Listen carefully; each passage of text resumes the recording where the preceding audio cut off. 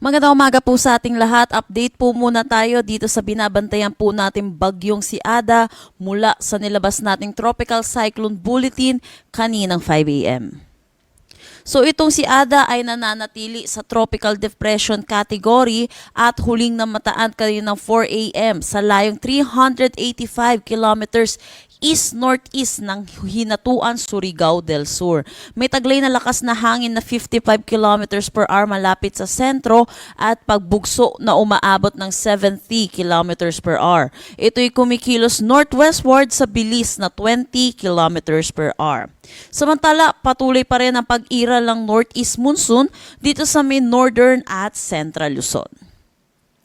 Para naman sa ating forecast track dito sa bagyong si Ada, may kita natin ngayong araw mag-i-intensify ito into a tropical storm category. At kapag tropical storm category po ang ating bagyo, pinakamataas po nating tinataas na tropical cyclone wind signal ay signal number 2. At may kita din natin dito sa ating forecast track yung gray area pong ito po yung ating cone of probability. So dito po yung posibleng dumaan itong sentro ng ating bagyo. At may kita din natin nakapaloob dito sa cone of probability itong Eastern Visayas pati na rin ang Bicol region. So inaasahan po natin posible itong mag-close approach at magdala ng mga kalat-kalat na pag-ulan dito sa may Eastern Visayas at Bicol region. Samantala pag nagkaroon po tayo ng changes dito sa ating track sa ating bagyong si Ada na possible po mag-westward shift, posible po yung ating paglandfall sa anumang areas ng Eastern Visayas pati na rin dito sa may Catanduanes.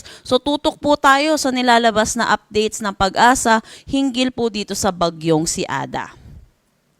Sa ngayon, tropical cyclone wind signal number 1 tayo dito sa may Sorsogon, southeastern portion ng Albay, northern Samar, eastern Samar, eastern portion ng Leyte at southern Leyte, Dinagat Islands, Surigao del Sur at Surigao del Norte.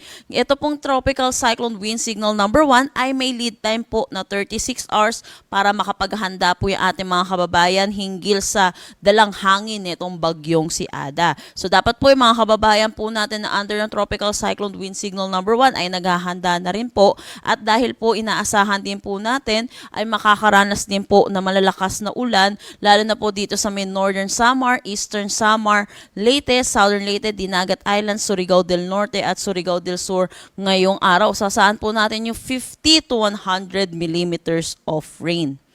Para naman bukas, inaasahan po natin ito po yung paglapit nitong si Bagyong Ada dito po sa may Eastern Visayas.